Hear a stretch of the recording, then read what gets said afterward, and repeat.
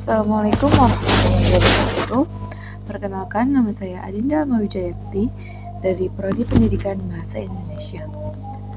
Perkenalkanlah saya, di sini akan sedikit memaparkan tentang studi kasus dalam penelitian kualitatif. Studi kasus berasal dari terjemahan dalam bahasa Inggris case study atau case studies. Kata kasus diambil dari kata case yang menurut Kamus Oxford Advanced Learner Dictionary of Current English bisa disimpulkan bahwa studi kasus ialah suatu serangkaian kegiatan ilmiah yang dilakukan secara intensif tentang suatu program, peristiwa, dan aktivitas. Biasanya peristiwa-peristiwa yang dipilih selanjutnya disebut dengan kasus adalah hal yang aktual. Peristiwa itu sendiri tergolong unik. Unik artinya terjadi di situs atau fokus tertentu untuk menentukan keunikan sebuah kasus atau peristiwa. Stake membuat rambu-rambu untuk menjadi pertimbangan peneliti yang meliputi. Yang pertama, ada hakikat atau sifat kasus itu sendiri. Yang kedua, latar belakang terjadinya kasus. Yang ketiga, setting fisik kasus tersebut. Yang keempat, konteks yang mengitarinya atau meliputi faktor ekonomi, politik, hukum, dan seni. Yang kelima, kasus-kasus lain yang dapat menjelaskan kasus tersebut. Yang keenam, ada informasi yang menguasai kasus yang diteliti. Lewat studi kasus, sebuah peristiwa akan terangkat ke permukaan hingga akhirnya menjadi pengetahuan di publik. Diakui bahwa ada 3 persoalan yang memang tidak mudah dalam melakukan studi kasus, yaitu yang pertama, bagaimana cara menentukan kasus yang diangkat sehingga dianggap berbobot secara akademik. Yang kedua, bagaimana menentukan data yang relevan untuk dikumpulkan. Yang ketiga, apa yang harus dilakukan setelah data terkumpul. Selanjutnya ada macam-macam studi kasus. Menurut Endrawaswara pada tahun 2012 pada halaman 78, studi kasus dapat dibagi menjadi 2 golongan, yaitu studi kasus berupa penyimpangan dari kewajaran dan studi kasus ke arah perkembangan yang positif. Studi kasus pertama yang bersifat kuratif dan disebut studi kasus retrospektif yang memungkinkan ada tindak lanjut penyembuhan atau perbaikan dari suatu kasus atau treatment. Tindak penyembuhan tidak harus dilakukan oleh peneliti, tetapi oleh orang lain kompeten. Peneliti hanya memberikan masukan dari hasil penelitian. Yang kedua, disebut studi kasus prospektif. Jenis studi kasus ini diperlukan untuk menemukan kecenderungan dan arah perkembangan suatu kasus. Tindak lanjutnya berupa penelitian tindakan yang dilakukan juga oleh pihak yang berkompeten. Contoh peristiwa yang bisa diangkat menjadi objek penelitian studi kasus. Yang pertama, kita bisa ambil dari sebuah sekolah memiliki masukan input siswa yang baik, umumnya dari anak keluarga kelas menengah ke atas. Prestasi demi prestasi pun diraih oleh para siswanya di semua bidang.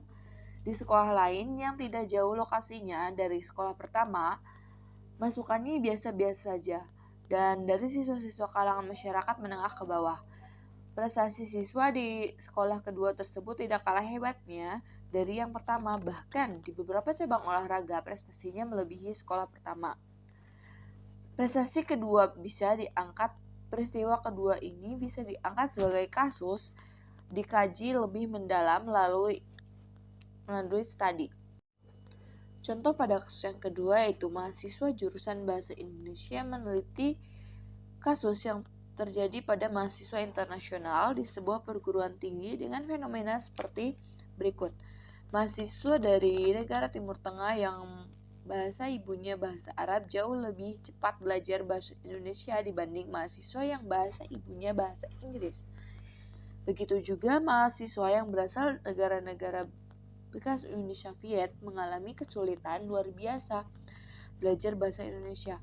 Mahasiswa Cina yang menguasai bahasa Arab dapat belajar dengan menguasai bahasa Indonesia lebih cepat daripada mahasiswa Cina yang tidak bisa bahasa Arab juga memiliki kesulitan dalam belajar bahasa Indonesia. Itu bisa menjadikan studi kasus dalam penelitian. Bagaimana studi kasus dilakukan? Terkait itu, Yunus pada tahun 2010 di halaman 264 menggambarkan objek yang diteliti dalam penelitian studi kasus hanya menceritakan dirinya sendiri secara dalam atau detail lengkap untuk memperoleh gambaran yang utuh dari objek. Dalam artian bahwa data dikumpulkan dalam studi dipelajari sebagai suatu keseluruhan utuh yang terintegritas. Itu sebabnya penelitian studi kasus bersifat eksploratif. Selain wawancara mendalam, ada 5 teknik pengumpulan data penelitian studi kasus, yakni dokumentasi, observasi langsung, observasi terlibat, dan artefak fisik, masing-masing untuk saling melengkapi. Inilah kekuatan studi kasus dibanding metode lain dalam penelitian kualitatif. Selama ini, mahasiswa yang menggunakan studi kasus hanya mengandalkan wawancara saja sebagai cara untuk mengumpulkan data, sehingga data kurang cukup atau kurang melimpah. Selanjutnya, metode studi kasus. Selain itu, metode ini juga semakin diminati banyak peneliti untuk kepentingan penyusunan karya ilmiah seperti tesis dan disertai karena dapat mengeksplorasi dan mengkolaborasi suatu kasus secara mendalam dan komprehensif. Tulisan ini secara khusus hanya membahas studi kasus yang digunakan dalam metode penelitian kualitatif, sebab realitanya studi kasus juga dapat digunakan dalam metode penelitian kualitatif, yakni ex post facto research. Misalnya, studi kasus meneliti seorang tokoh atau pemimpin yang jatuh dari kekuasaannya. Dia dipaksa mundur oleh rakyatnya karena dinilai gagal menjalankan amanah. Dari penelitian ini diharapkan dapat diambil pelajaran atau hikmah untuk generasi yang akan datang agar tidak terulang. Karena peristiwanya sudah selesai, maka penelitiannya disebut ex post facto research. Sebagaimana diketahui, merupakan salah satu jenis penelitian kualitatif selain penelitian korelasional, survei, polling, pendapat, dan sensus. Manfaat penelitian studi kasus. Beberapa manfaat penelitian studi kasus menurut Lincoln dan Guba sebagaimana dikutip Mulyana pada tahun 2013. Keistimewaan studi kasus meliputi hal-hal sebagai berikut. Yang pertama, studi kasus merupakan sarana utama bagi peneliti emik, yakni menyajikan pandangan subjek yang teliti. Yang kedua, studi kasus menyajikan uraian menyeluruh dengan apa yang dialami pembaca dalam kehidupan sehari-hari atau everyday real life. Yang ketiga, studi kasus merupakan saran efektif untuk menunjukkan hubungan antara peneliti dengan subjek yang atau informan. Yang keempat, studi kasus memungkinkan pembaca untuk menemukan keterpercayaannya. Yang kelima, studi kasus memberikan uraian tebal yang diperlukan bagi peneliti atas transferabilitas.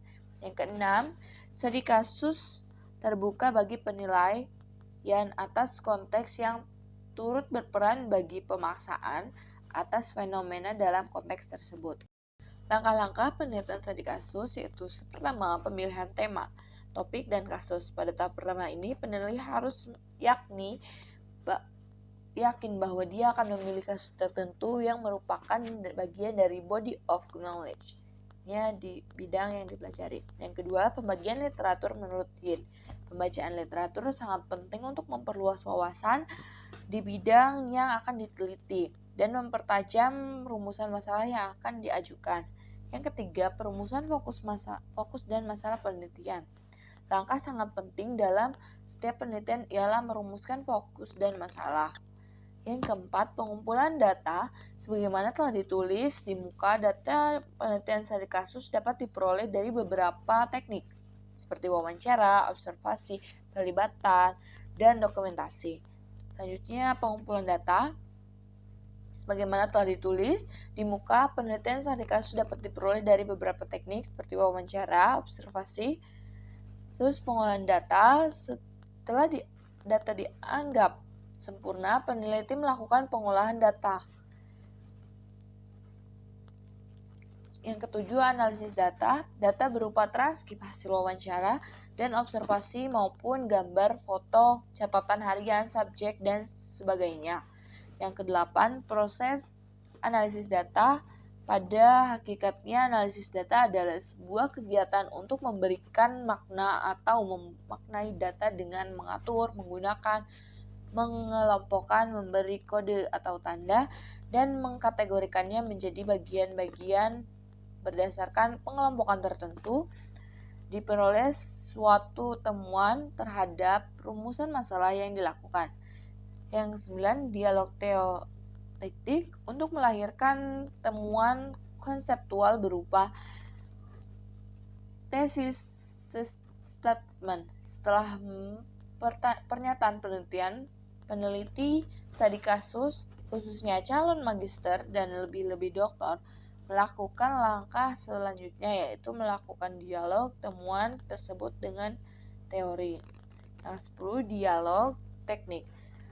Teknik untuk melahirkan temuan konseptual berupa tesis assessment.